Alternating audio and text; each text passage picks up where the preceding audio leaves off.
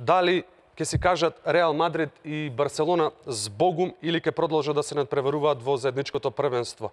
Анализираме во овој преглед. Дамјан, ти благодарам што одвојуваш и време во вестите пред да го погледнеме и спортскиот преглед, да позборуваме токму на оваа тема. Не станува збор само за Барселона, тука си и Еспањол, тука е и Джирона, се надпреваруваат во премиер лигата, но дали ќе останат таму?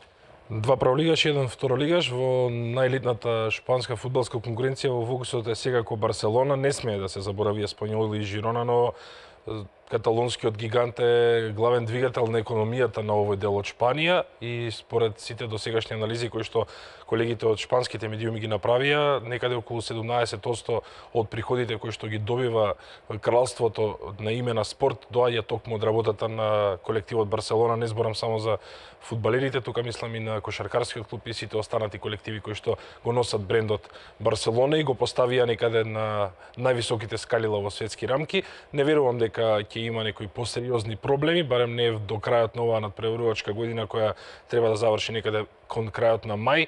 Мислам на фудбалското првенство во Шпанија.